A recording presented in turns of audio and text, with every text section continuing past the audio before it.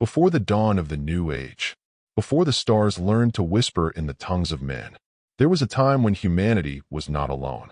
They walked the same ground, breathed the same air, and looked upon the same horizons as the beings from beyond.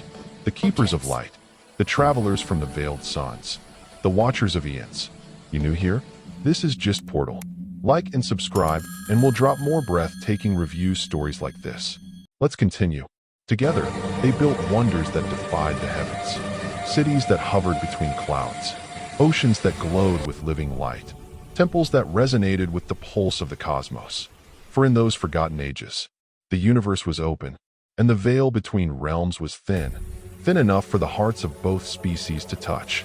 The humans, born of earth and flame, carried the spark of curiosity. The aliens, born of ether and light, carried the wisdom of ages. Together, they formed a covenant, to share knowledge, to sustain life, and to seek the mysteries that lay beyond the stars. It was not a time of gods and men. It was a time of kinship, the golden era. They called it the era of union. No wars, no hunger, no fear. Energy flowed freely from the crystalline towers of the seraphim. Their light channeled into every home, every field, every dream. Humans learned to cultivate energy with thought alone. Children could bend the winds with a whisper. Elders healed the sick with a touch of empathy. The beings from the stars, the Alindra, the Kathor, the Luminal, they guided the fragile hearts of men, teaching them not only how to live, but how to be. And so humanity rose, not through power, but through purpose. Earth itself seemed to breathe with them, for every mountain and river was alive. Every cloud carried memory. They say the night skies glowed brighter then, that stars were not so far away, that the earth sang in harmony with the constellations. But perfection is a fragile flame, and even the brightest light casts a shadow. The rise of curiosity. Among humans, curiosity is both gift and curse. In their pursuit to understand the alien craft, some began to question, if we can learn their secrets, why not surpass them?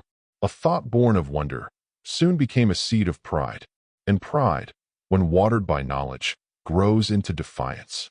A council of human scholars, calling themselves the Solars, believed that humankind had outgrown its celestial teachers, that the union, though once sacred, had become a cage. They whispered in the shadows, why must our fate depend on those who came from the stars? Why must we share what could be ours alone? It was the beginning of the question, and the question always births the divide. The first rift. The aliens felt it first. The tremor of distrust in human thought. The flicker of doubt in human emotion.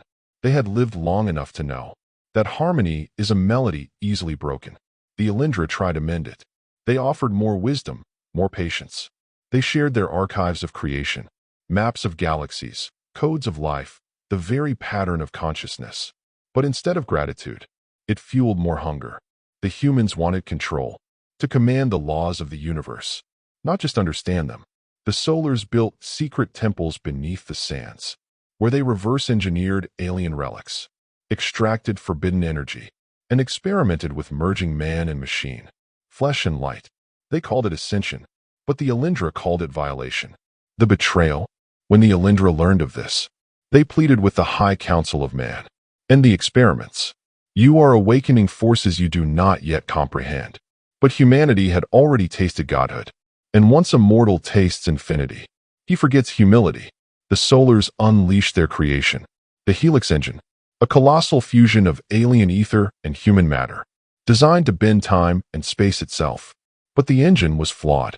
Its activation tore through the quantum fabric, opening rifts between worlds, corrupting ecosystems, and poisoning the resonance between species. The skies burned violet. The seas turned to mirrors of smoke, and the earth screamed, as if her soul was being split in two. The Alindra tried to contain it. They sacrificed thousands of their kind to seal the wound in reality. And though the world was saved, trust was not. The union was broken. The Great Divide begins. The Great Divide was not declared through war. It was declared through silence. The Alindra withdrew from human lands. They sealed their floating cities behind fields of light. Their voices faded from the winds.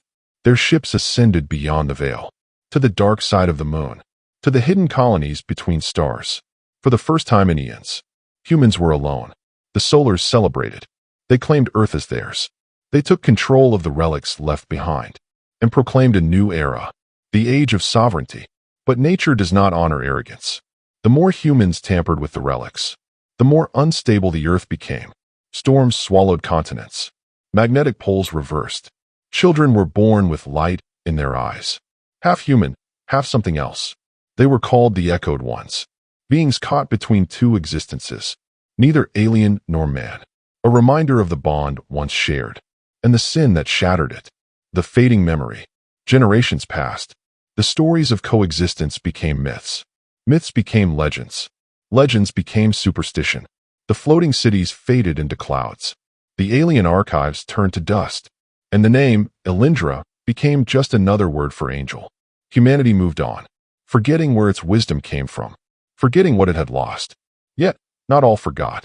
Hidden deep in the mountains of what was once known as the Andes, a remnant order of humans, the Keepers of Dawn, guarded the last fragments of alien memory. Their archives contained the truth of the Great Divide, and among them was born a child who could hear the stars. His name was Kale. He would grow to become the bridge between what was lost and what was yet to come. Transition, the prophecy of return. There was an ancient prophecy, left by the Elindra before their departure. When the earth forgets the sound of the stars, and the hearts of men drown in the silence of pride, a child will rise, not of the heavens, nor of the soil, but of both. He will carry the memory of the light, and awaken the sleeping bond. Through him, the dawn of a new age shall begin. Kale was that child. But prophecies are not destiny. They are invitations to choose, and the choice was about to change the fate of all species. The awakening of Kale. Kale was born under a storm that sang in harmonic tones. Lightning struck the sky in rhythm, and for the first time in centuries, the constellations pulsed. His mother said his eyes glowed at birth, silver, like the reflection of distant stars. His heartbeat followed the rhythm of unknown frequencies. The elders of the Keepers whispered, "The child hears what we cannot."